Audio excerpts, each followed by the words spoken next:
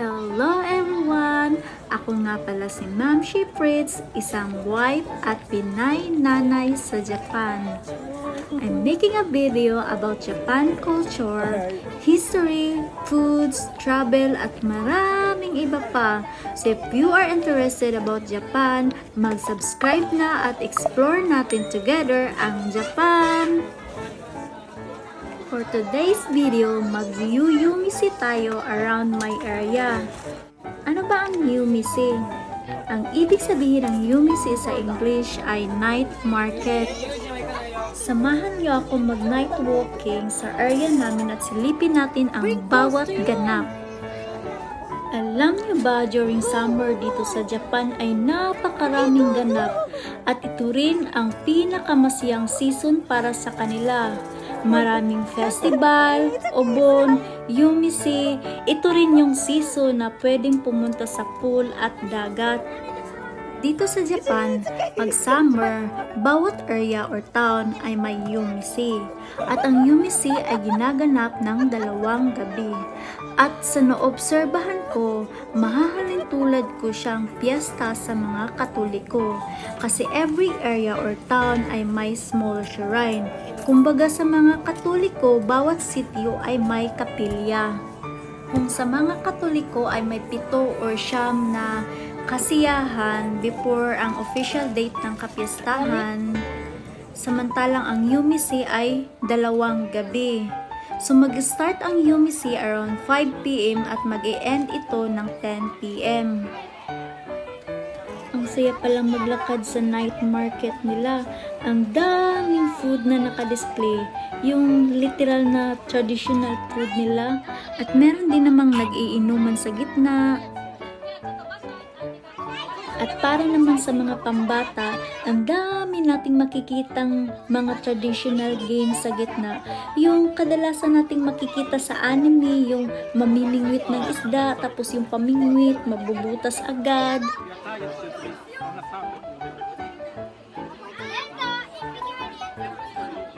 Ang galing ni Daddy manghuli ng isda.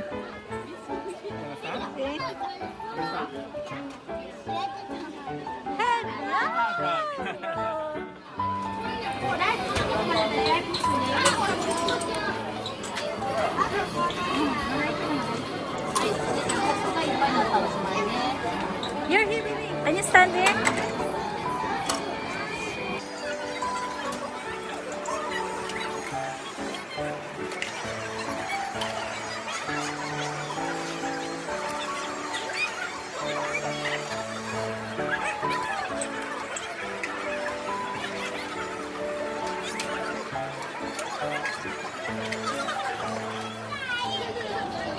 Let's go already.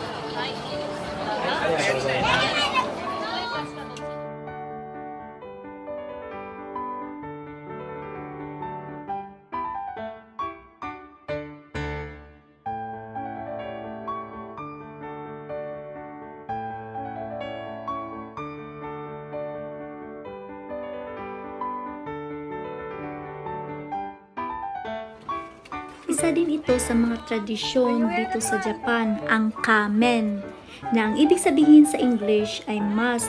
Tuwing festival, bumibili talaga ang mga Japanese ng ganito at sinusuot ito habang naglalakad at ini-enjoy ang every moment. Very small face. Very small, baby. Yeah, you change this one. Oh, very nice. This one.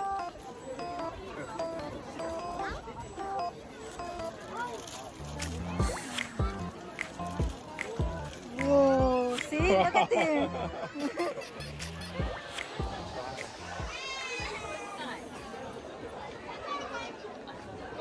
At this point, papunta na sana kami sa maliit at malapit na shrine sa area namin, at ito may kaganapan palang nangyayari. May sumasayaw na parang traditional dance ba ito? Habang binibidyuhan ko ay nag-shutdown bigla yung phone ko. Nalubat ako kaya di kami natuloy sa shrine at nakapag-decide kami na bukas na lang babalik kami ulit dito. Then after nito, umuwi na kami. Ito na yung second at huling night market sa area namin. Dahil hindi kami nakapunta ng shrine yesterday dahil nga nalubat ako, ngayon na kami pupunta.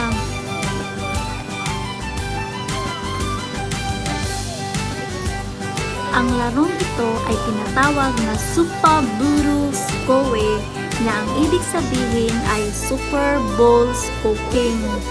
Ang Super Bowl Scope ay isa sa mga traditional game dito sa Japan tuwing may festival.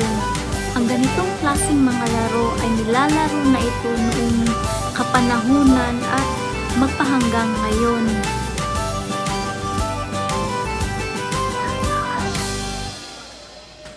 Michang, look at this. Hey, look at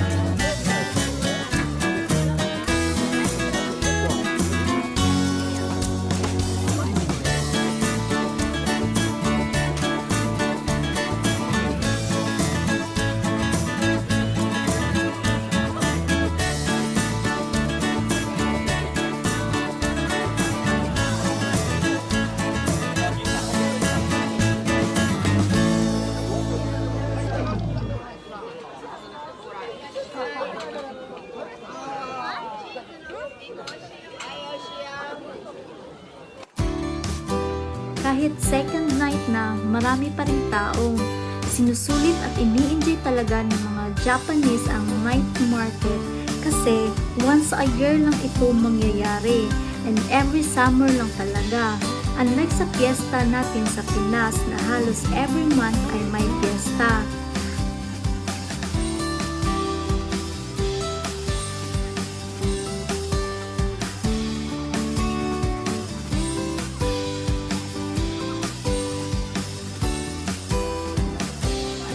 Yung first time niyang kumain ng pinya, hindi naman talaga mahilig kumain ng pinya itong anak ko. Kaya na-surprise ako nung kumain siya. Pero in fairness, ang mahal ng pinya dito, 300 yen. Samantalang sa Pinas, 10 peso lang yan.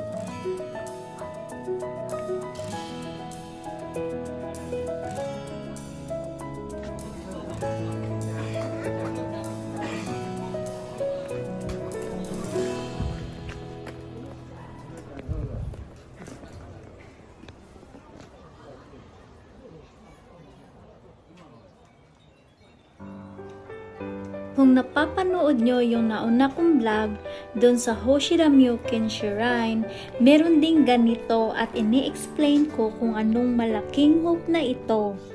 Ang hope na ito ay tinatawag pala na Chinowa Koguri.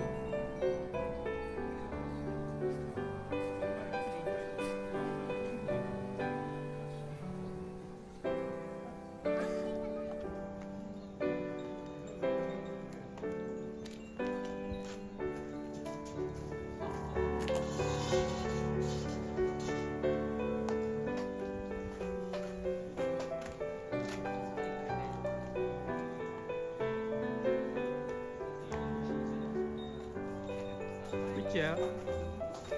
Richard. You can throw the money here. Yeah. Natatawa talaga ko sa part na Because of to the coin para there. kung syunga.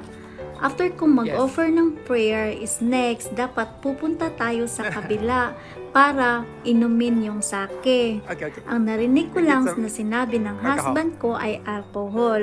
Kaya bumalik Not ako sa that. harap ng shrine para maghugas ng kamay sa alcohol.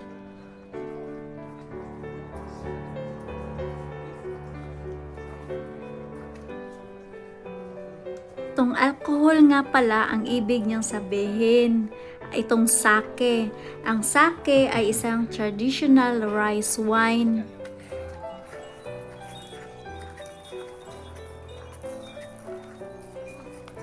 Very beautiful.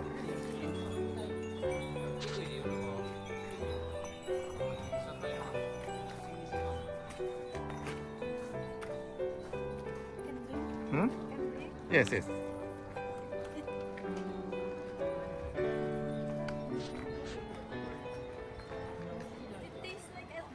Okay. Can see clear?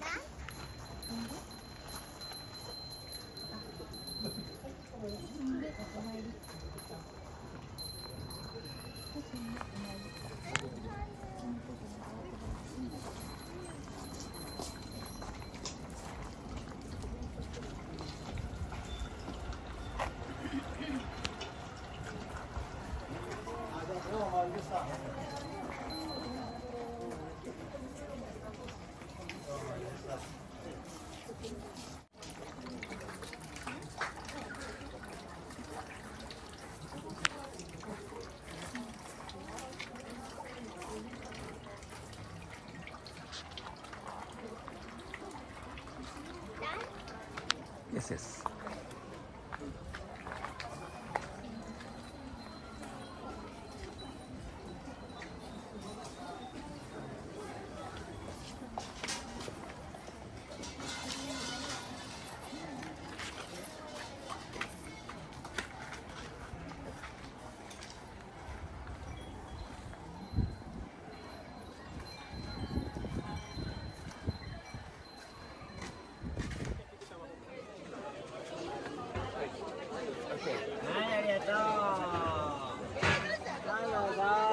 On the way home na kami dito at eto, napapabili naman ng paborito niyang banana choco or choco banana.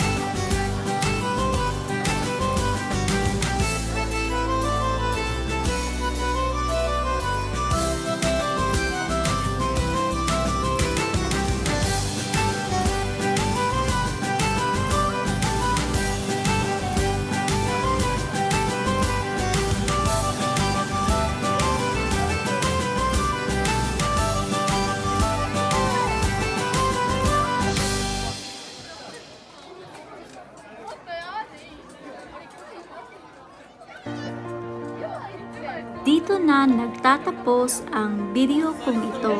And I hope nag-i-enjoy kayo. So hanggang dito na lang. Maraming salamat sa inyong panunood. Hanggang sa susunod nating pagkikita. Paalam!